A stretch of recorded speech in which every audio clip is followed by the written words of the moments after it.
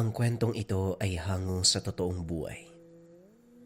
Mula ito sa isa nating kabayan na itago na lang natin sa pangalang Kokoy. Taong 1987, probinsya ng Cagayan. Berting, pasensya ka na talaga kung dito kami sa tahanan mo sisiksik. Wala kasing ibang mapuntahan. Marami namang paupahang kwarto, pero wala kong sapat na pangbayad. Hirap nga din akong pakainin ng dalawa kong anak. Wika ni Cora sa kapatid na si Berting. Kasalukuyang nagsalo sa pagkainan ang mga ito.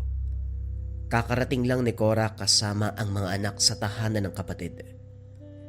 Natanggal sa pinagtatrabahuang pabrika kung kaya't wala ng pantustos at pambayad sa inupahang bahay. Sa hirap ng buhay, napilitang umuwi ng probinsya. Nasa na ba kasi yung lalaki mo? Pagkatapos kang anakan dinala ka sa malayong lugar, basta ka na lang eewan. Hindi ka na nga pinakasalan, ganyan pa ang ginawa sa'yo. Kung maibabalik lang ang dati, Cora, pinatay ko na sana yung lalaking yan Kahirapan at pagdurusa ang sinapit mo sa kanya. Tugon ni Berting. Berting, alam ko naman na galit ka sa kanya. Pero wala na tayong magagawa. Nangyari na Nagsisi rin naman ako sa nangyari, pero may mga anak akong dapat itaguyod. Bahay naman to ng mga magulang natin at ako lang ang nakatira. Dito na kayo para may kasama ako. Nakakalungkot ang mag-isa Mas masaya kapag marami. Ilang taon na itong panganay mo? 15 anyos. Etong bunso, 3 taong gulang. Salamat talaga, Berting, ha? Sa dating kwarto na lang kami para hindi ko na magalaw ang ibang kwarto. Pero maiba ko, ginagawa mo pa rin ba hanggang ngayon ang bagay na yon? Abay, oo naman. Wala ko ibang pagtutuunan ng pansin maliban sa gawaing bukid. Hindi naman palagi. Sa tuwing may loko-loko nagpaparamdam lang, alam mo na kung ano mangyayari sa kanya. Sa kabilang banda, hindi mapakali sa kinaupuan ang panganay na anak ni Cora, si Karen. Kanina pa ito nakatingin sa chewy ni Berting. Naninibago dahil ngayon palang nakainkwentro ng taong may tattoo sa muka. Umabot pa ito hanggang sa leg. Mga simbolong hindi maintindihan ang ibig sabihin. Meron din sa kanang braso. Grupo ng mga letra ang nakaukit. Hindi niya rin nagustuhan ang datingan dahil parang bilanggo nakakalabas lang mula sa preso. Karen, napapansin ko kung paano ka tumingin sa tsuhin mo, ha? Hinuhusgahan mo ba siya? Uunahan na kita. Hindi siya masamang tao kagaya ng iniisip mo. Tigil-tigilan mo nga ang ganyang titigan. Baka mapagsabihan ka na, Berting. Mas malala yun man disiplina kaysa sa akin. Wika ni Cora nang sila na lamang ang naiwan sa pagkainan. Naunang natapos si Berting. Nagpaalam na merong gagawin sa labas. Nanay, paano maging mabuti ang ganong tao? Sa katawan nga lang wala ng respeto kung ano-ano yung nilalagay. Hindi po ba masama yun? Templo ng espiritu yung katawan natin tapos ano yung ginagawa niya? Dinudumihan. Aba, itong batang to kung makapagsalita mas magaling pa sa akin. Kilala ko ang tsuhin mo. Mabuti siya at saka ang tatong yon hindi gaya ng nakikita mo sa mga adik o taong naghahanap lang ng dumi sa katawan. May mahalagang pakinabang ang bawat simbolo at letrang nakaukit. Ay nako, pero mas mabuting magligpit ka na dyan, bilisan mo sa pagkain nang mahanda natin yung kwartong tutulugan. Etong batang to. Umirap na lamang si Karen. Pinagtatawanan pa ang naisip tungkol sa chewin. Marami siyang kaklase at kakilala na ganito ang miyembro ng pamilya. May tattoo sa katawan at kadalasan mga taong nasasangkot sa masamang gawain. Pagkatapos magligpit, nagtungo siya sa sala at binantayan muna ang nakababatang kapatid. Hindi pa tapos sa paghahanda ng higaan ang ina. Ilang sandali pa dumating si Berting. Natakot ang dalaga dahil may dala itong itak. Meron pang mantsa ng dugo. Seryoso ang muka. Dumiretso sa sariling kwarto. Maya-maya ay lumabas din. Sinundan ito ng tingin ni Karen mula sa bintana. Hindi lang malaman kung saan nagtungo dahil madilim na ang paligid. Karen, pumasok ka na dito para makapagpahinga. Mahaba ang biyahe natin kanina. Kailangan na nating matulog. Pakisara ang bintana at pintuan. Pero Nay, saan pupunta yung kapatid mo? Umuwi siya dito, may dalang itak. Duguan. Pumasok ng kwarto niya tapos lumabas dumiretso dun oh. Baka may masamang gagawin yun ah. Uy, nanay! Napabuntong hininga na lamang si Cora sa sinabi ng anak. Kung makapag-isip naman to, sobrang brutal. Hindi ba pwedeng may kinakatay lang na baboy sa kapitbahay? May piyestahan daw sa kabilang sityo kaya naghahanda. Kung ano-ano yung pumapasok sa kokote mo, halika nga dito. Hindi na nakasagot si Karen nang pilitin ng ina na wag nang pansinin ang ginagawa ni Berting.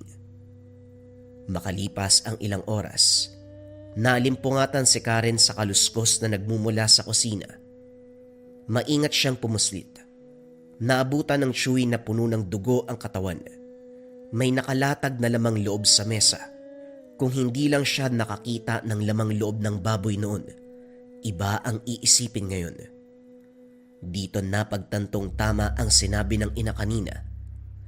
Hindi na siya nagpakita kay Kaberting. Bumalik na lamang ng kwarto. Kinabukasan naimbitahan din sila sa piyestahan ng sityo. Nakaugalian na maghahanda ang bawat bahay sa ganitong okasyon at papakainin ang bawat bisitang darating, kilala man o hindi. Naging masaya ang takbo ng una, pero habang tumatagal, pinauwi sila na Berting. Cora, iuwi mo ang mga bata sa bahay. Doon na rin muna kayo. Tama na ang pagkain, baka mamaya iba ang malunok nyo. Wika ni Kaberting nang makalapit. Kagad ibinaba ni Cora ang bitbit na plato. Hindi pa nangangalahati pero inilagay sa tabi. Ano ba naman yan? Kakasimula lang kumain ng tao. Ano po bang problema ni Tio Berting? Wika ni Karen. Binaybay na nila ang daan pauwi sa puntong ito. Marami pa silang nakasalubong na makikipiesta na rin. Ang dami talagang sinasabi, Karen. Kapag sinabi ng tiyo mo na umuwi, uuwi tayo. Walang kukontra. Para yan sa kaligtasan natin. Bilisan mo nga ang paglalakad. Sa bahay na lang tayo kakain. May natirang kape at tinapa doon. Ano ba yan? Kung kailan makakakain ng masarap na ulam, hindi pa matutuloy. Tapos ito uuwi, kape. Tinapa yung kakainin, nanay naman oh. Sana nagbalot tayo. Hoy, bata ka. Masasampal na kita, tumigil ka. Hindi na nagpumilit ang dalaga kahit gustong-gustong manatili sa fiesta. Wala ring magagawa dahil walang kasama at walang kilala doon. Pagdating ng tahanan, dumiretso sa kwarto at nagtampo. Hinayaan naman siya ng ina. Labis na pagkaburyo ang naramdaman ng mga sumunod na oras. Walang ibang magawa kung hindi umupo at mahiga. Wala ring masyadong gawain sa bahay ng tiyuhin dahil ito mismo ang kumikilos. Pagkagising nila kanina, tapos na ang lahat maging ang pagwawalis ng bakuran. Nang makapagpaalam sa ina, naglibot-libot sa paligid si Karen. Hindi naman lumalayo hanggang iilang metro lang mula sa tahanan. Tanaw din siya ng ina na nasa bakuran tumatambay. Naupo ang dalaga sa nakatumbang puno ng nyog. Pinanood ang mga saranggolang nagliliparan sa hangin.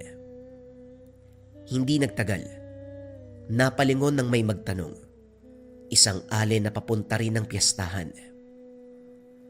Iha, narinig ko na may salo-salo raw rito. Meron nga ba? Nagutom kasi ako kakalakad eh. Kaya nagbabaka sakaling makakakain. Saan ba may handaan? Unang napansin ni Karen ang malagkit na titig ng ali. Ilang beses din siyang napapigil ng hininga dahil naaamoy ang alingasaw. Hindi malaman kung saan galing ang matinding baho. Takip ilong niyang sinagot ang matanda. Dumiretso na lang po kayo sa daan na yan, oh. Sa dulo may mga bahay, maraming tao. Doon po may handaan. Ganun ba? Maraming salamat, Iha. Ikaw ba hindi ka nagugutom? Sumama ka sa akin. Makikikain tayo doon. Nagdadalawang isip si Karen. Marahang umatras ng tinangkang lumapit ng matanda. Nginitian na lamang niya at saka tinalikuran. Naging mabilis ang mga hakbang nang mapansing nakatingin pa rin. Nakakatakot naman yung matandang yun. Kinilabutan ako, ha. Tinginan pa lang parang may masamang balak na eh. Na paano ka, Karen? Ano ba yung binubulong mo, ha? Nagsasalita ka mag-isa, baliw ka ba? Grabe ka naman, Nay. Wala, yung Ali kasi nagtanong kung saan daw may handaan. Tinuro ko po sa kanya tapos niyaya niya akong sumama. Ayoko naman po kasi mukhang masamang tao eh. Parang nangangamoy nga rin. Ang baho, ang sakit sa ilong. Nagsisimula na naman yung bunganga mo.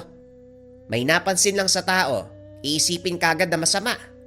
Ay nako, magtimpla ka na lang ng gatas para sa kapatid mo. Para kang baliw. Sumunod ang dalaga. Gusto ring maibaling sa ibang gawain ang atensyon. Takip-silim nang mapadaan muli ang ale na nagtanong kanina. May dala itong supot na naglalaman ng kung ano. Tumutulo pa ang malagkit na likido. Huminto sa hindi kalayuan. Lumingon sa tahanan. Dali-daling isinara ng dalaga ang bintana kung saan siya nakasilip. Bago yun, nakita niya kung paano itong tumingin at ngumiti. Pagkalipas ng ilang sandali, binuksan niya uli ang bintana sa pag-aakalang umalis na. Pero laking gulat dahil naroon pa rin. Nakangiti habang kumakaway. Naibaling na lang din ang pansin sa nakababatang kapatid na biglang umiyak. Karen, inaaway mo na naman ba yung kapatid mo? Ikaw talaga. Sabing bantayan, ba't mo pinapaiyak? Palit nga tayo. Ikaw ang magluto sa kusina. Ako mag-aasikaso. Sumunod si Karen, pero hindi maalis ang isipan sa matanda. Panay ang kanyang pag-iisip. Hindi umalis sa paglipas ng mga sandali. Saka lang lumakad nang makitang paparating si Berting. Dumiretso ang tsuwin sa kinakatayuan ng ali kanina. Sinuri ang buong paligid. Matapos makaamoy ng samyo dahil wala nang naabutan, pumasok na ng tahanan. Nagtaka si Karen sa kinikilos niyang ito. Cora, may tao bang nakamasid sa bahay kanina? May napansin ako sa hangin eh, kaso walang naabutan. May nakita ka ba? Ang anak mo, huwag mong pakainin dahil hindi siya gutom. May gumagambala sa bata. Sandali lang. Dito lang kayo. Wika ni Berting. Dali-dali itong lumabas upang suriin muli ang paligid. Dito na nakaramdam ng takot si Cora, maging ang anak na si Karen. Parehong hindi makakilos sa kinakatayuan. Nadala sa tono ng pananalita ni Berting at sa galawan nitong nagsasabi na merong ibang nilalang. Inantay nilang makabalik.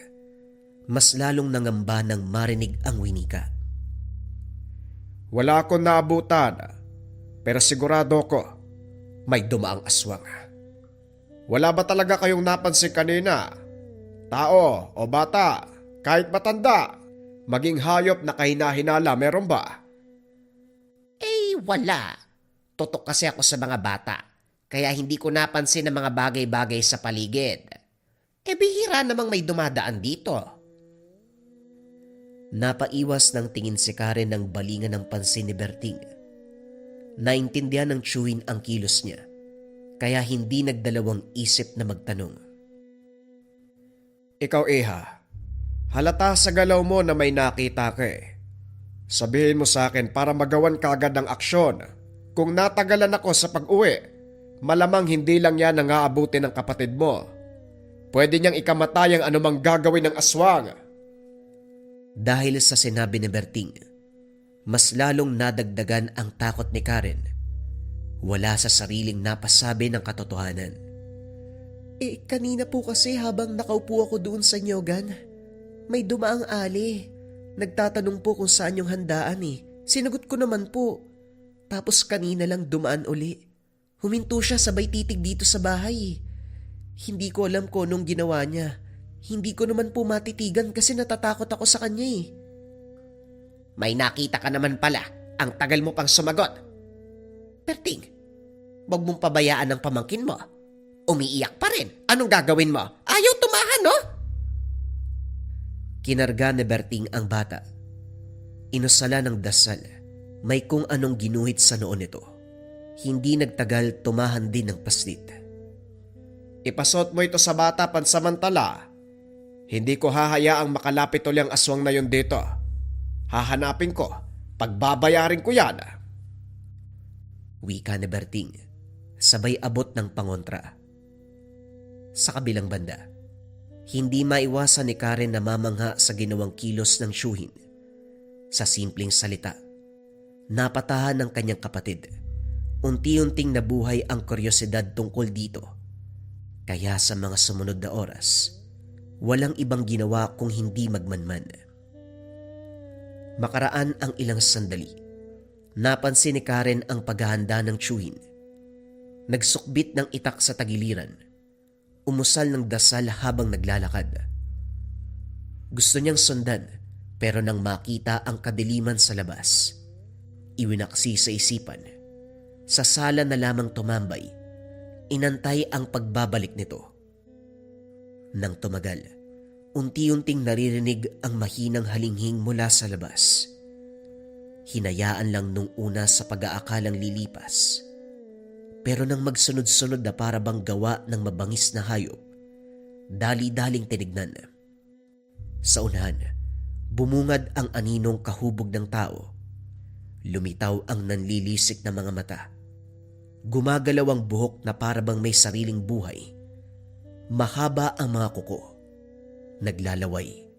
Nakalabas ang mga pangil. Malakas na napasigaw si Karen dahilan para magising ang ina. Gabing-gabi na sumisigaw ka, Karen.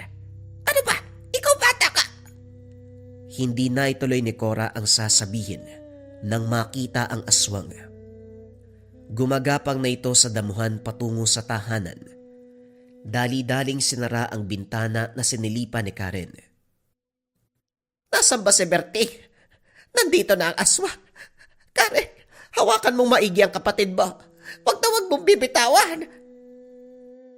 Napapitlag ang dalawa nang may bumagsak sa bubong. Ang sunod na namalayan ay ang presensya ng aswang. Kinalmot ng kinalmot ang tagpingyero hanggang sa mabutasan. Kaagad hinarap ni Cora ang itak sa nakasilip na nilalang. Sige, pumasok ka dito. Tatantarin kita ng pinong-pino. Walang niya. Sinasamantala mo ang pagkakataon na wala ang kapatid ko dito sa bahay. Huwag kang magpakampante. Marunong din akong lumaban. Sige, subukan mo nang magkaalaman tayo. Napansin ng nilalang ang kanyang takot kung kaya't hindi nasindak. Sa halip ay mas lalo silang pinaglaruan. Palipat-lipat ito ng pwesto. Basta na lamang lumilitaw sa butas ng bubong, sa silong at sa mga bintana. Nagyakapan ng mag-ina. Nang hindi na makayanan ang nararamdaman, sumiksik sa sulok at napadasal na lamang. Dininig ng langit dahil makalipas ang ilang sandali. Dumating si Berting. Diretsyong sumugod sa aswang na kasalukuyang tinatrabaho ang pagbutas ng bubong. Abala ito sa ginagawa, kaya hindi napansin ang paglapit. Tinaga niya at itinulak pababa. Bumagsak ang nilalang, pero mabilis na tumayo. Akala mo siguro makakalusot ka, no? Hoy, ulupog! Kailanman hindi nagkamali ang aking tangan sa pagpaparamdam, lalong-lalo na kung merong nagbabadyang panganib. Magigang gabay ko, hindi ka makakalusot. Masama ang titig sa kanya ng aswang. Umangi lang napakalakas. Sumugod si Berting, inunahan ng halimaw. Sinalubong naman siya ng atake. Pareho pang nakailag ang dalawa. Muling sinugod ang isa't isa, pero walang nagbago. Alisto ang bawat panig, mabilis na nakakaiwas. Aba, ayos ka rin ano. Matanda ka na, pero marunong pa rin sa labanan. Walang kupas ang lakas, kagaya ng pagkalimaw niya. Kung hindi ako nagkakamali ng pang-amoy, ikaw yung napansin ko sa handaan na biglang nawala. Tapos ito, pamilya ko talaga ang natipuhan mong biktimahin. Dapat sa'yo, tinuturuan ng leksyon. Tinapik ni Caberting ang mga orasyon na nasa kanyang katawan. Laking gulat ng lahat ng magliwanag ito. May malakas na puwersa na lumalabas sa bawat tattoo sa katawan. At ang puwersang ito ay dumidiretso papunta sa kanyang likuran. Lumilikha ng isang napakalaking figura. Malaki ang pangangatawan na hugis unggoy. Makikita ang takot ng aswang nang makita ang malaking nilalang na nasa likuran ni Caberting. Balak pa sanang tumakas, pero huli na. Mabilis na kumilos ang nilalang sa likuran ni Caberting. Binuhat ang napakalaking bato. Inihagis papunta sa aswang na tumalon sa puno upang tumakas. Tinamaan ng aswang. Tumilapon papalayo sa lugar. Kagad naman siyang sinundan ni Caberting, maging ng nilalang. Paulit-ulit na sinuntok ni Caberting ang mukha nito. Kasabay ng bawat pag-atake ay ang pagdampi ng malaking kamay ng nilalang. Halos maging kalabasa na ang mukha ng aswang dahil sa lakas ng bawat pag-atake. Tumagal ng ilang minuto ang ginawa ni Caberting at ng kanyang gabay. Durog na ang buong katawan ng nilalang. Wala ka nang makikitang kahit anong bakas ng nilalang. Napabuntong hininga si Caberting. Kasabay nito ay naglaho na rin ang kanyang gabay. Sa kabilang banda, gulat na gulat ang mag-inang Cora at Karen sa nasaksiyan. Pinuri ni Cora ang husay ng kapatid. Hindi pa rin pala nawawala ang kaibigan mo. Mahusay talaga kayong dalawa. Maraming salamat kapatid ko. Yan ang napapala ng mga masamang nilalang. Kinabukasan matapos ang kaganapan, tinanong ni Karen ang ina tungkol sa tiyuhin. Nanay, ano po ba talagang klase ng tao si Tio Berting? Walang katulad yung tapang niya. Nagawa ba namang harapin at mapatay yung aswang? Tayo nga dito, halos mahimatay na sa takot eh. At saka nakita ko kung paano siyang lumaban. Kakaiba po talaga. Yan ang sinasabi ko sa'yo. Hindi talaga basta-basta ang Tio Berting mo. Kung tawagin niyan dito, antingero, manunugis ng aswang. Palagi niyang hinuhuli ang mga nanggagambala eh. Ang gamit niyang lakas, yung mga simbolong nakaukit sa kanyang katawan. Ito ang tumatawag sa kanyang gabay. Nakita mo naman siguro ano? Nakita mo ang lahat ng nangyari kagabi. Ganyan kalakas si Berting. Pinag-iisipan mo ng masama. O yan tuloy, nagulat ka. Napaiwas ng tingin si Karen nang makaramdam ng hiya. Sa puntong ito ay nagsisisi dahil sa pag-iisip ng kung ano-ano laban sa chewing manunugis. Hindi ko naman po kasi alam na ganun pala.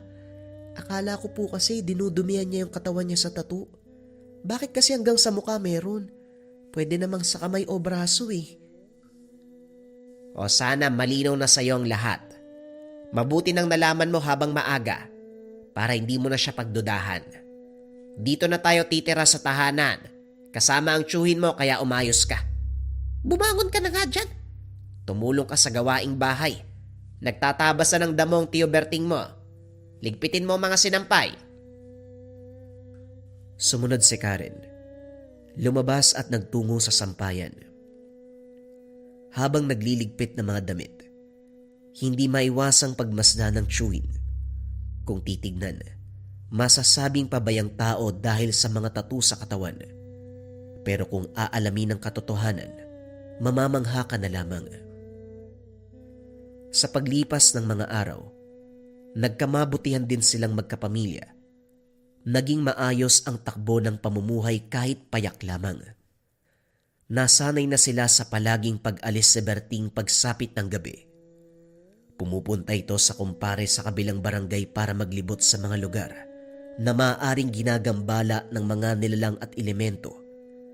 Magkasamang tumutugis, umuwi ng umaga, minsan naman ilang araw bago makabalik. Hindi naman sila pinabayaan dahil nag-iiwan ng mga pangontra. Isang gabi sa kalagitnaan ng pagtulog, nabulabog na lamang sa malakas na katok. Si Berting ang nagbukas. Bumungad ang kumparing nangangailangan ng saklolo. Duguan ito at sinasabing hinahabol ng aswang. Dumiretso sa kanila para makahingi ng tulong. Naging alisto ang lahat, lalo na nang makita ang nilalang nakaabang sa unahan. Pauwi na ako eh. Biglang sumugod na puruan ako. Buti nga nakarating pa ako dito eh. Mag-ingat ka pare ha. Matindi yung kalaban eh. Ganun ba? Kaya pala pamilyar ang amoy. Hayaan mo ako nang bahala dito. Kung dati nakatakas yan, ngayon sisiguraduhin kong hindi na. Tignan mo nga naman. Inaantay talagang may lumabas sa atin ano? Matapang ang isang to. Lumabas siya nang makitang nag-aantay ang nilalang. Pagapang-gapang ito sa damuhan habang umaangil. Hindi pa man nakakalapit si Kaberting, sumugod na ang nilalang. Naging maingat naman ang matanda. Iniwasan ang atake. Pinag-aaralan ang galaw ng aswang. Ilang sandali pa ay sumugod na si Kaberting. Kaso nga lang malakas ang kalaban. Tumilapon pabalik si Kaberting ng tamaan ng atake. Pare nag-iingat ka. Naglalaho yan bigla tapos lilitaw sa harapan mo. Hindi nga nagkamali ang kaibigan. Laking gulat ni Kaberting. Matapos niyang tamaan ng atake, biglang nawala ang aswang. Laking gulat nito nang mapunta sa kanyang likuran. Muli na namang tumilapon si Kaberting papalayo. Tumama pa sa malaking puno. Napuruhan ng matanda. Napasuka ng dugo. Matagal ko nang inaantay na merong kaya makipagsabayan sa akin. Mukhang dininig ang aking panalangin. Drogo, handa ka na ba? Matapos magsalita ni Kaberting, umilaw ang lahat ng tattoo sa kanyang katawan. Kagaya ng nangyari nung una, lumabas ang napakalaking nilalang sa kanyang likuran. Siguraduhin mo lang na hindi ako mabibitin sa laban na ito. Umangil ng napakalakas ang nilalang. Dahan-dahang naglaho sa kanilang paningin. Mabilis ang bawat kilos nito. Nagmumula sa iba't ibang lugar ang pag-atake. Tinatamaan ng matanda, maging ang kanyang gabay. Pareho nilang nararamdaman ang malakas na kalmot ng aswang. Ano na, Drogo? Anong plano mong gawin? Hahayaan mo ba yung nilalang na yan na mapuruan tayong dalawa? Matapos magsalita ni Kaberting, laking gulat nito dahil biglang tumigil ang atake. Hanggang sa napasigaw na lamang ang kaibigan. Gulat na gulat si Kaberting. Bumaon sa tagiliran ng kaibigan ang kuko ng aswang. Ito ang binalingan ng atake. Drogo, tapusin mo na ang labang ito. Muli na naman silang sinugod ng aswang. Hindi makita sa kanilang paningin. Paulit-ulit silang kinakalmot. Kanina pa ako napipikon sa isang ito. Bumuelo ng paghampas si Drogo. Tinamaan ang aswang.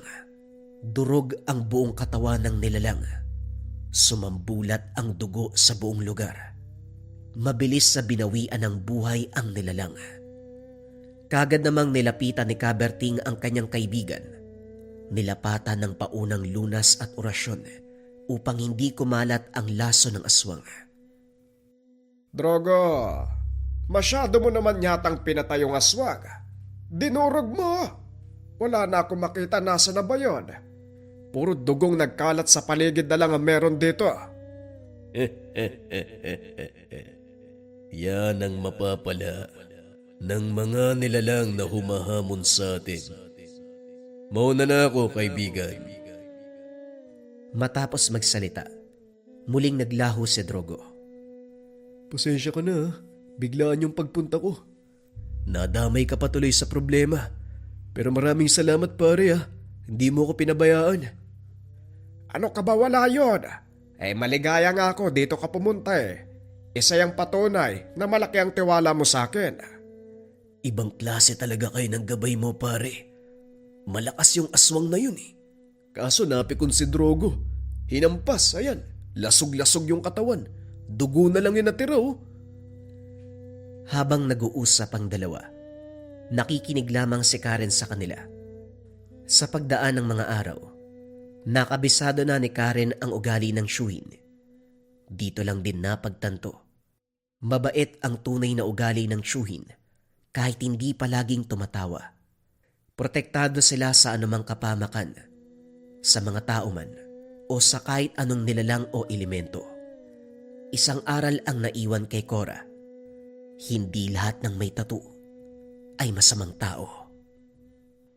Bagong kwento pa rin yung kasunod natin mga kabayan. Ito ay pumapatungkol sa bantay ng lantawan o lagusan ng mga nilalang at elemento. Ulitin ko mga kabayan, bagong kwento pa rin ang kasunod. Yung ibang kabayan kasi natin mahina sa pakikinig Huwag na nating patagalin pa. Simulan na natin ang bantay ng lantawan. Ang kwentong ito ay hango sa totoong buhay. Mula ito sa isa nating kabayan na itago na lang natin sa pangalang Solomon.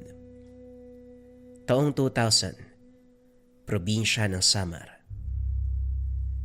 Lumaki na walang ina si Solomon. Namatay ang kanyang ina nang siya'y isinilang. Tanging ang amang antingero na si Tolome ang siyang kinagisnan niyang magulang. Dahil sa hirap ng buhay, hindi nakapag-aral si Solomon. Masyado kasing liblib ang kanilang tirahan. Anak, pasensya na kung hindi ko naibigay sa iyo ang buhay na nais mo. Wika ni Mang Tolome. Wala po yun, tay. Alam ko naman po na ginawa mo ang lahat para sa akin. Hindi mo naman ako pinabayaan. Kaya naman wala kang dapat ihingi ng tawad. Tugon ng batang Solomon. Anong plano mo sa buhay? Kahit hindi ka maging antingero kagaya ko, wala namang problema. Susuportahan kita sa lahat ng pangarap mo. Napangiti si Solomon sa sinabi ng ama. Matapos ang araw na yun, ginawa ni Solomon ang lahat para mas matuwa ang ama. Ngunit ang tadhana'y tila hindi sumasang-ayon sa kanya. Habang lumalaki, naging tampulan ng tukso sa kanilang baryo si Solomon. Lampa at mahina si Solomon. Palagi siyang kinukumpara ng lahat sa kanyang ama. Gayunpaman, hindi pinakita ni Solomon sa tatay ang nararamdaman. Alam niyang mag-aalala ito at ayaw niyang dumagdag pa sa iisipin ng ama dahil marami na itong problema. Isang araw habang naglalakad pauwi sa bahay, biglang nadapa si Solomon. Pinagtawanan ng mga kapwa bata. Kabilang dito si Gab, na bagong kapitbahay. Sobrang lampa mo, no? Akala ko ba mahusay na ang tingero yung tatay mo? Bakit mahina ka? Huwag niyo nga idamay yung tatay ko sa usapin natin. Wala siyang alam sa away natin Kaya kung meron kayong iinsultuin, ako lang dapat. Hindi ko naman niinsulto ang tatay mo. Tinatanong ko lang kung bakit ka lampa. Tapos yung tatay mo mahusay. Saan ka ba nagmana? Siguro sa nanay mo, ano? Matagal nang patay ang nanay ko, pero dinadamay niyo pa. Napakapangit ng ugali niyo. Umalis nga kayo! Itinulak niya si Gab, dahilan para matumba ito sa lupa. Salbahay kang sama ng ugali mo. Mula ngayon talaga magkaaway na tayo. Napalakas ang tulak ni Gab kay Solomon, kaya naman napahiga ito sa putik. Mabilis na nagtakbuhan ng mga bata kasama si Gab. Samantalang si Solomon, Naiwan habang nakaupo sa putik. Napabuntong hininga si Solomon. Tumayo siya at umuwi sa bahay. Gulat na gulat si Mang Tolome nang makita ang anak na napakarumi. Oh, anong nangyari sa'yo anak? Bakit puno ng putik yung katawan mo? Wala po to. Napaiga lang ako sa putikan habang naglalaro kami. Alam ko anak, hindi ka nagsasabi ng totoo. Ano ba talaga ang nangyari? Napayuko si Solomon. Hindi kaagad nasagot ang tanong ng ama. Pasensya na po. Ayoko po mag-alala kayo, tay. Ay, nauunawaan kita. Pero sa susunod anak, huwag kang magsisinungaling sa akin. Pwede ba yon? Opo, tay. Hindi na po ako maglilihim sa inyo. Matapos ang araw na yun, sinikap ni Solomon na sabihin ang lahat sa ama. At gaya ng pangako habang nagbibinata si Solomon, napalapit siya sa tatay. Samantalang si Tolome, ginawa ang lahat upang matulungan ang anak, upang mapalakas pero gaya ng dati, mahina at lampa si Solomon. Hoy anak, huwag kang umiyak, kasama yan sa buhay. At saka binata ka na. Hindi bagay sa katulad mong umiyak na parang bata. Kasi naman tay, ang sakit kayang madapa. Nagkasugat pa ako tapos tatawanan mo lang ako.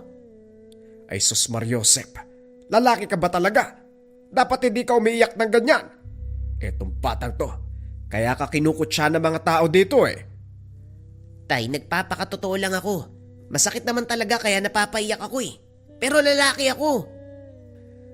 Oo na. Kahit anong sabihin ko, meron kang dahilan. Pero darating ang panahon, sigurado ko lalakas ka rin at magbabago. Maraming salamat po tay. Mas pagbubutihan ko pa yung pagsasanay ko. Magmula ng araw na yun, sinimulan ni Solomon ang pagsasanay upang mas maging mas malakas. Tuwing umaga ay gigising upang mag-ehersisyo. Tumatakbo sa paligid ng tahanan. Nagbubuhat ng maliit na troso. Ginagaya ang galaw ng ama tuwing nagsasanay ito sa pakikipaglaban. Ngunit sa kabila ng pagsisikap, madalas siyang panghinaan ng loob. Minsan kapag hindi magawa ng tama ang isang galaw, susuko na lamang, higa sa damuhan. Bakit ba kasi ang hina ko? Kahit anong gawin ko, hindi pa rin ako kasing galing ni tatay. Isang araw, nakita siya ng ama na nakaupo lang at tila walang gana. O anak, hindi ka magiging malakas kung konting hirap lang sumusuko ka na. Pero tay, wala namang nagbabago sa akin eh. Kahit anong gawin ko, lampa pa rin ako. Bakit kaya hindi ako maging kagaya mo? At sinong nagsabi sa'yo na dapat maging katulad tayo? Anak, hindi mo kailangan maging antingero o maging kasing lakas ko.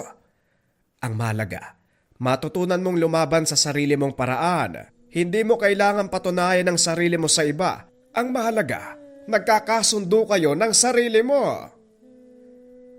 Natigilan si Solomon sa sinabi ng ama. Gusto niyang maging malakas hindi lamang para sa sarili, kundi para na din sa ama, upang hindi siya ituring na mahina ng ibang tao. Simula noon, mas pinagbuti ni Solomon ang pagsasanay, kahit mahirap hindi kagad sumuko. Kaso nga lang, sa tuwing maririnig na pinag-uusapan ng mga tao sa baryo, bumabalik ang pag-aalinlangan sa puso. Sayang, anak pa naman ni Tolome, pero parang walang ibubuga. Oo nga, kuko kay Tolome. Hindi ko na ipipilit ang bata. Hindi talaga lahat mamamana ang lakas ng magulang. Narinig ni Solomon ang usapan sa baryo. Kahit anong pigil niya, hindi maiwasang masaktan. Kahit anong gawin, hindi pa rin sapat. Pag-uwi ng tahanan ay tahimik lang ito, na kagad namang napansin ni Mang Tolome. Narinig mo na naman ang usapan sa baryo ano? Hindi sumasagot si Solomon. Anak naman, ilang beses ko bang sasabihin sa'yo na huwag mong intindihin ang sinasabi ng iba. Hindi silang magpapasya ng kapalaran mo. Ikaw lang. Pero tay, tama naman sila eh. Wala naman talaga ako ibubuga. Dahil ba hindi mo nakikita ang bunga ng pagsasanay? Ay nako, hindi ibig sabihin nun walang pagbabago. Huwag ka kasing magmadali. Darating ang araw, magugulat ka na lang sa sarili mo. Napaisip ng malalim si Solomon. Gusto niyang maniwala sa ama. Gusto niyang patunayan na kaya niyang maging malakas. Hindi lang para sa tao, kundi para na rin sa kanyang sarili. At sa pagkakataong iyon, hindi niya na hinayaang lamunin siya ng panghihina ng loob. Ipinagpatuloy niya ang pagsasanay, anuman ang sabihin ng iba. Nang makita ni Tolome na desedido ang anak sa pagsasanay, binigyan niya ito ng isang baka. Pero ang baka na yon ay hindi kagaya ng iba. Wala itong sungay. Kakaiba ang wangis kumpara sa mga kalahi niya. Tay, bakit ganyan yung itsura ng baka na yan? Dahil kagaya niya, naiiba ka. Pero ipinapakita lang ng baka na yan, kahit naiiba ka, meron kang pakinabang. Kaya't ipagpatuloy mo lang ang pagsasanay. Sa paglipas ng panahon, palaging kasakasama ni Solomon ang baka sa pagsasanay. Isang araw, mataas ang sikat. Nag-iensayo si Solomon sa may kakawayan, malapit sa tahanan. Hawak niya ang lumang itak ng ama, habang paulit-ulit ang mga galaw na itinuro ni Tolome. Habang abala sa pagsasanay, bigla niyang narinig ang kalusko sa damuhan. Paglingon, isang malaking itim na nilalang ang dahan-dahang lumalapit. May matulis na kuko. Nanlilisik ang pulang mga mata. Parang malaking aso, pero mas matangkad. Mas nakakatakot ang anyo. Doble ang sukat. Hindi sinasadya ni Solomon na mapatamaan ito ng itak. Umangil ng napakalakas ang nilalang. Nanindig ang balahibo ni Solomon. Napatras. Nanginginig ang kamay habang hawak ang itak. Doon niya lang napagtanto. Hindi ito ordinaryong hayop. Isa itong ungo, ang alagang nilalang ni Manuel. Biglang sumulpot mula sa masukal na daan ang isang matandang lalaki. Matangkad, payat, may mahabang puting buhok. Si Manuel. Halata sa mukha nito ang galit habang dahan-dahang lumalapit kay Solomon. Walang yaka, bata ka. Paano mo nagawang saktan ng alaga ko? Ay, hindi ko po sinasadya. Akala ko po kung ano lang eh. Sa isang iglap, inangat ni Manuel ang isang kamay. Nagdilim ang paningin ni Solomon. Bumigat ang hangin. Nararamdaman na merong pumipigil sa galaw. Kasunod nito, isang matinding hampas ng hangin ang dumapo sa kanyang dibdib. Napahiyaw siya sa sakit. Napalod sa lupa. Pakiramdam niya, may matatalas na kuko na humiwa sa kanyang balat kahit wala namang humahawak sa kanya. Bata ka pa para makipaglaban sa akin. Kaya mag-iingat ka kung kakalabanin mo ko. Nanginginig sa takot at sakit si Solomon. Pakiramdam niya ay hindi na makahinga. Hindi nagtagal, isang pamilyar na boses ang pumalahaw. Hoy Manuel, anong ginagawa mo sa anak ko? Dahan-dahang lumakad si Mang Tolome papunta sa kanila. Nakatitig ng matalim kay Manuel. Kita sa mukha nito ang galit. Tinuturuan ko lang siya ng leksyon dahil sinaktan niya ang alaga ko. Hindi niya sinasadya ang nagawa, Manuel. Pero ikaw, sinaktan mo ang anak ko ng walang dahilan. Hindi ko papalampasin ang bagay na yan. Matagal na katahimikan ang bumalot sa paligid.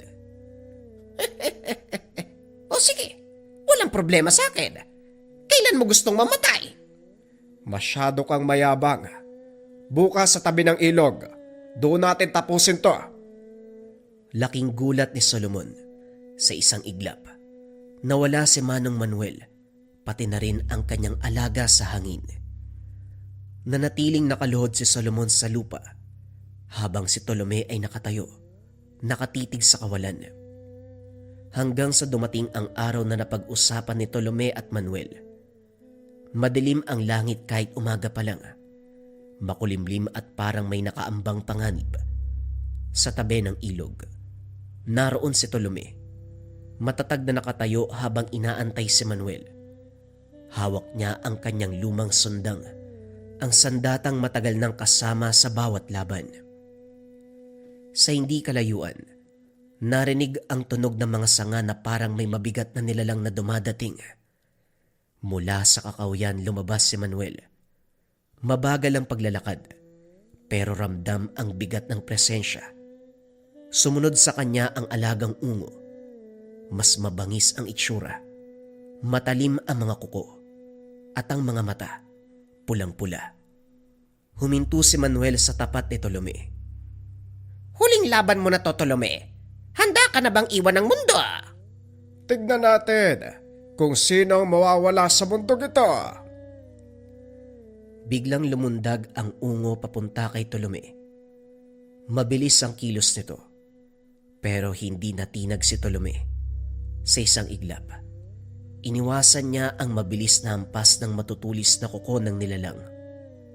Tumalon siya pabalik. Mabilis na inanda ang sundang. Isang mabilis na hiwa ang kanyang pinakawalan. Napatras ang ungo. Nagtamo ito ng matalim na sugat sa tagiliran. Umangil ng napakalakas. Muling bumuelo ng pag-atake. Bago pa ito makalapit, mabilis na kumilos ang isang anino. Si Manuel. Hawak niya ang isang baston. Kaso nga lang ng iwas-iwas, lumabas ang mahabang itim na tinik na parang matutulis na sanga. Ngayon, Tolome, tignan natin kung hanggang saan ang kakayahan mo. Mabilis na umiwas si Mang Tolome sa unang atake ni Manuel. Pero isang tinik ang humiwa sa kanyang braso. Napangiwi pero hindi nagpatinag. Sa isang mabilis na galaw, lumundag siya papunta kay Manuel at inatake ito gamit ang sundang. Tumama ito sa balikat ni Manuel pero hindi nagtugo. Sa halip ay parang usok lang ang lumabas sa sugat at kagad nagsara. Hindi mo ako matatalo ng ganyan lang, Tolome. Malabong gumana sa akin ang mga bagay na yan. Muli siyang umatake. Pinakawalan niya ang maraming tinik mula sa kanyang baston. Mabilis na parang ulan ng mga sibat. Pilit na iniiwasan ni Mang Tolome ang lahat. Kaso nga lang isang tinik ang tumama sa binti. Napaload siya sandali, pero kagad ding bumangon. Alam niyang hindi siya maaaring sumuko. Sa isang iglap nagpalit siya ng taktika. Hindi niya na hinayaang mauna sa atake si Manuel. Sa halip siya ang sumugod. Gamit ang buong lakas. Pinakawalan niya ang sunod-sunod na atake gamit ang sundang. Mabilis at walang alinlangan. Nadaplisan si Manuel sa dibdib. Sa pagkakataong ito hindi nagsara kagad ng sugat. Napatras siya at nagulat. Mahusay, may natitira ka pang alas, Tolome. Habang abala si Mang Tolome kay Mang Manuel, lumundag ang ungo mula sa likuran at hinabol siya. Huli na ng maramdaman. Sa isang iglap, lumipad siya sa ere matapos tamaan ng matinding hampas mula sa nilalang.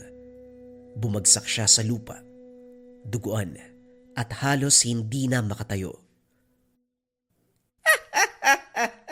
Tapos na ang laban, Tolome. Lumapit si Manuel. Itinapat ang baston sa kanya. Mula rito, lumabas ang maitim na usok na unti-unting bumalot kay Tolome. Nahirapan siyang huminga. Pakiramdam niya'y hinihigop ang kanyang kaluluwa. Sa huling pagkakataon, tinignan niya ang langit. Solomon. Sa kanyang isipan, nakita ang mukha ng anak. Ang pangarap niyang magkaroon nito ng ibang buhay. Isang buhay na hindi katulad sa kanya. Sa huling lakas, ginamit ang huling orasyon. Inalay ang kaluluwa sa kalangitan. Nagliwanag ang buong katawan ni Mang Tolome bago tuluyang manlamig. Bumagsak na ang kamay sa lupa. Tapos na ang laban. Si Manuel, nakangisi habang nakatitig sa bangkay. Ilang sandali pa, tahimik ang buong paligid. Tanging kaluskos ng kanyang mga yapak ang maririnig habang naglalakad si Solomon patungo sa daan sa ilog. Malalim ang iniisip niya. Hindi alam kung bakit parang may bumabagabag sa kanya.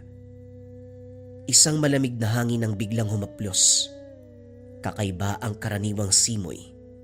Parang niyakap siya ng hindi nakikita. Bumilis ang tibok ng puso. Hindi maipaliwanag. Pero may nararamdaman siyang hindi maganda. May kung anong mabigat sa dibdib. Napapikit at bago pa namalayan, isang patak ng luha ang dumaloy sa kanyang mata. Tatay? Tatay? Hindi niya alam kung bakit, pero biglang bumilis ang lakad niya hanggang sa tuluyang tumakbo. Pagtapat niya sa ilog, biglang lumakas ang hampas ng hangin. Nagsayawan ang mga dahon sa puno na tila ba may gustong iparating ang kalikasan. At doon sa ilalim ng puno, nakita ang isang figura, si Mang Tolome.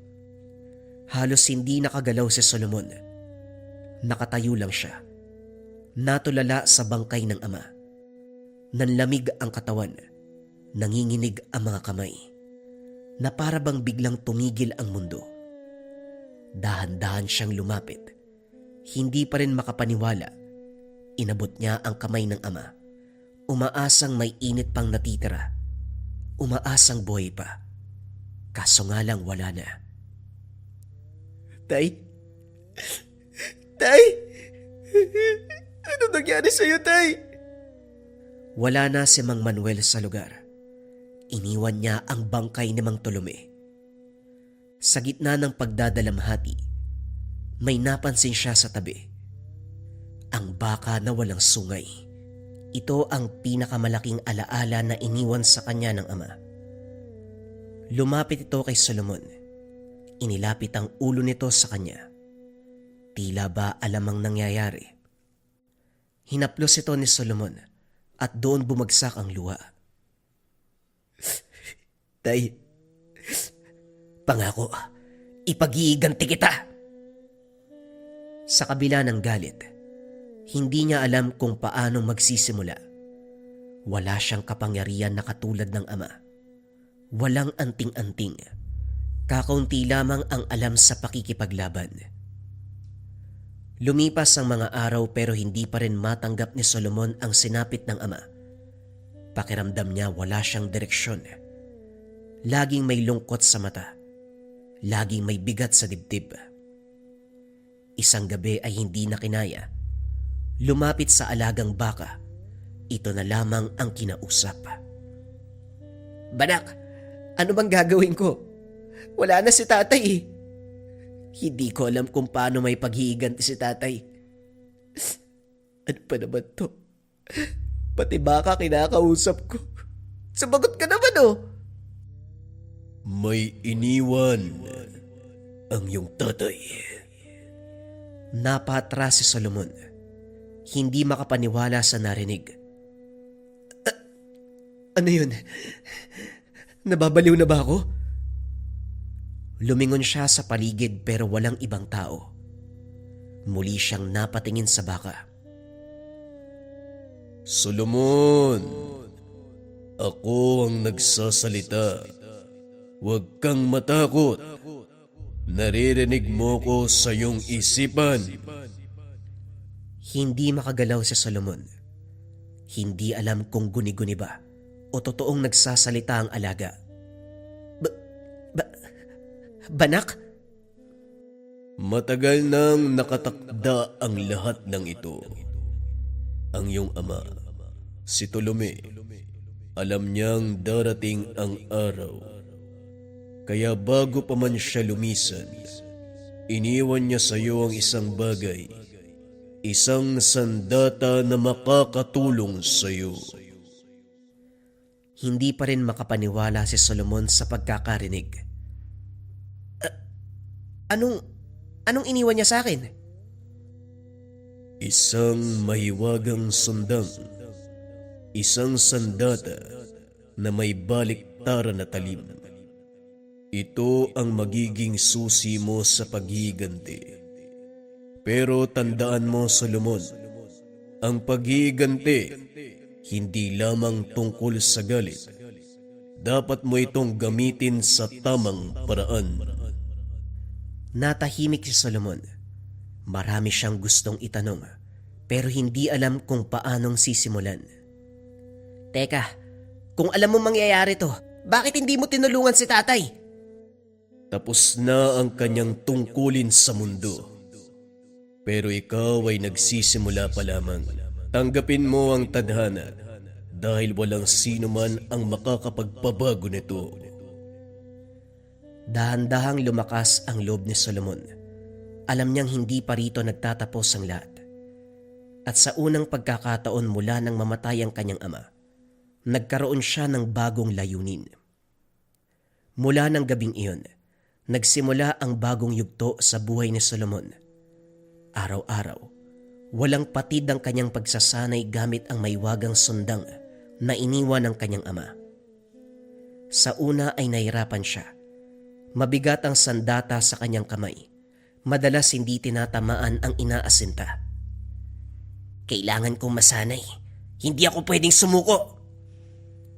Paminsan pa, dumudugo ang kamay dahil sa matalas na talim ng sundang. Pero hindi niya ito ininda. Paulit-ulit niyang inulit ang bawat galaw, bawat saksak, bawat iwas, hanggang sa kusang gumalaw ang katawan nang hindi na nag-iisip. Hindi rin maintindihan ni Solomon. Pakiramdam niya ay merong gumagabay sa bawat galaw. Sa bawat pagsasanay, palagi siyang pinapanood ni Banak. Dumaan ang mga linggo. Nagbago si Solomon. Lumakas ng 10 ulit ang pangangatawan. Tumalas ang pakiramdam. At higit sa lahat, natutunang unawain ang sundang. Isang gabi habang nagpapahinga sa lilim ng puno, nagsalita si Banak. Ito na ang oras. Handa ka na. Sigurado ka ba? Makinig ka na lang. Sa madilim na kagubatan, dahan-dahang gumalaw si Solomon. Kasunod niya si Banak, tahimik na nagmamasid sa paligid. Sa tuktok ng kabundukan, natanaw nila ang isang lumang bahay na yari sa bato at kahoy. May mga sulo sa paligid at sa harapan ng bahay ay may 2 nilalang na hindi mukhang tao. Ang kanilang balat ay kulay abo. Ang kanilang mga mata ay pulang-pula. Mga alagad ni Manuel. Eto na! Eto na! Mabilis siyang kumilos. Sa isang iglap, lumundag siya mula sa itaas ng puno at sinaksak ang unang nilalang sa leg. Wala itong nagawa kung hindi umatungal bago bumagsak sa lupa. Napalingon ang isa pang bantay. Napasigaw. Kaso nga lang mabilis si Solomon. Isang iwas sa gilid. Isang mabilis sa saksak sa tiyan. Bumagsak ang pangalawang nilalang. Walang sinayang na oras si Solomon. Tumakbo siya papasok ng tahanan. Napakabaho doon sa lugar. Matagal kitang inantay, bata. Mula sa dilim ay lumabas si Manuel. Matanda na ito pero matikas pa rin. Ang kanyang mga mata, kasing itim ng gabi. At sa kanyang tabi ay nakatayo ang isang nilalang. Isang dambuhalang ungo. May mahabang pangil at matutulis na kuko. Dapat noon pa kita tinapos. Katulad ng ginawa ko sa tatay mo. Nanikip ang dibdib ni Solomon nang maalala ang ama. Hayop ka. Hindi kita bubuhayin. Napasigaw siya sa galit. Sabay sugod kay Manuel. Ngunit mabilis ang matanda. Sa isang kumpas ng kamay, bumangon ang isa pang nilalang mula sa sahig. Isang aswang. Sinunggaban nito si Solomon, pero bago pa ito makalapit, Biglang sumingit si Banak. Sige na, ako nang bahala dito. Tumalon si Banak. Tinamaan ng malakas sa sipa ang aswang. Sa lakas ng tama ay tumilapon ito ng sobrang layo. Samantalang si Solomon at Manuel nagpalitan ng mabilis na atake. Bawat galaw ni Manuel ay napakabilis, parang anino. Kaso nga lang bawat iwas si Solomon ay nagiging madali dahil sa kanyang pagsasanay. Maaring nakakailag ka, pero hindi ka mananalo. Wika ni Manuel. Sabay hagis ng pulang alikabok sa mukha ni Solomon. Napaatras si Solomon. Nanlabo ang paningin. Sa isang iglap ay nasa harapan niya na si Manuel. May hawak na matalim na itak. Pero sa huling sandali, naramdaman ni Solomon ang sundang sa kanyang kamay. Para bang gumagalaw ito ng kusa. Sa isang iglap lumundag siya at iniwas ang sarili. Kusang gumalaw ang katawan. Buong puwersang itinulak ang sundang. Hindi niya alam kung saan direksyon, pero biglang pumalahaw ang napakalakas na sigaw. Nakita ni Solomon ang sundang, nakatarak sa dibdib ni Manuel. Nanlaki ang mga mata ng matanda, hindi makapaniwala. Bumagsak ito sa lupa. Samantalang si Solomon, nanginginig habang nakatitig sa katawan ni Manuel. Hindi siya makapaniwala na napatay niya ang pumatay sa ama. Samantalang ang alaga niyang ungo, unti-unting naglaho na para bang abo. Natapos na ang paghihiganti, Solomon. Tama ka, kaibigan. Makakapagpahinga na si tatay. Ngayong tapos na ang balakid, maaari mo nang simula ng totoo mong tungkulin. Tungkulin? Anong sinasabi mo? Hindi pinaliwanag ni Tolome ang lahat sa iyo. Meron siyang responsibilidad na kailangang bantayan ang lantawan sa mundo ng mga tao at ng mga elemento't nilalang. Siya ang nagpapanatili ng balanse.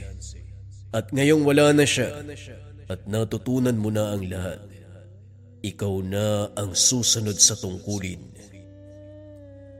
Kung yan ang ginagawa ng tatay ko, walang pagdadalawang isip kong tatanggapin. Ako magpapatuloy ng sinimulan niya. Ako magbabantay ng lantawan. Magmula ng araw na yun, hindi na muling nakita si Solomon sa baryo. Marami ang usap-usapan na pumalahaw sa baryo.